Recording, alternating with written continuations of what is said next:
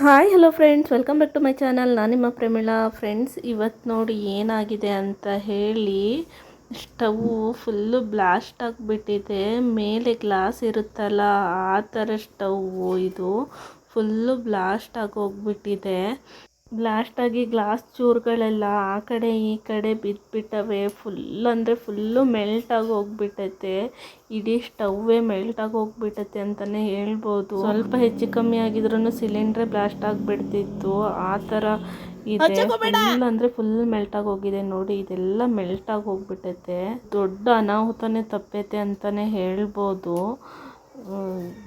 ಪೂರ್ತಿ ಮನೆಯೇ ಹೋಗ್ಬಿಡೋದು, ಆ ಥರ ಸಿಚುವೇಶನ್ನು.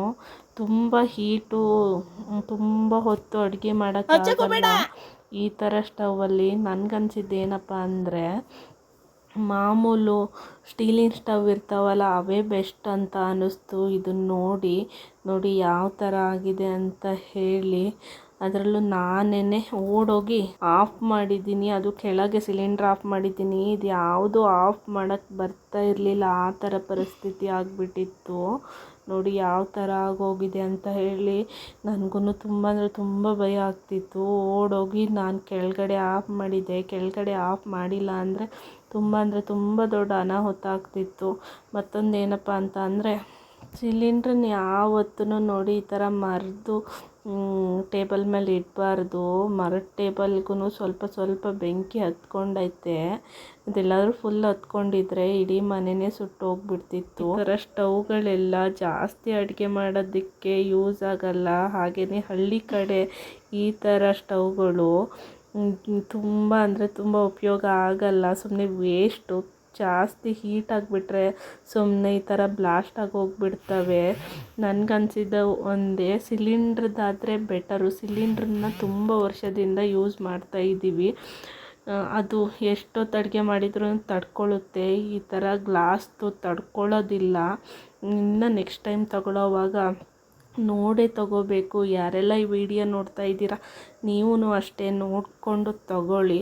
ಈ ಥರ ಮೇಲೆ ಗ್ಲಾಸ್ ಇರೋದು, ಕಲ್ಲಿರೋದು ತುಂಬ ಅಂದರೆ ತುಂಬ ಡೇಂಜರು. ಇದು ನಮಗಾಗಿರೋ ಎಕ್ಸ್ಪೀರಿಯನ್ಸ್ನ ನಾನಿಲ್ಲಿ ಹೇಳ್ತಾ ಇದ್ದೇನೆ. ಸ್ಟೀಲಿಂದು ಬೆಟರು. ಹಾಗೆಯೇ ರೊಟ್ಟಿ ಬೇಯಿಸೋಕ್ಕೆಲ್ಲ ಜಾಸ್ತಿ ಟೈಮ್ ತಗೊಳ್ಳುತ್ತೆ. ಹಾಗೆಯೇ ಜಾಸ್ತಿ ಜನ ಇರ್ತಾರಲ್ಲ, ಅವ್ರ ಮನೆಗೆ ಈ ಥರ ಸ್ಟವ್ಗಳೆಲ್ಲ ಮಾಡಿಸಲ್ಲ. ಯಾಕೆಂದರೆ ಜಾಸ್ತಿ ಅಡುಗೆ ಮಾಡಬೇಕಾಗಿರುತ್ತೆ.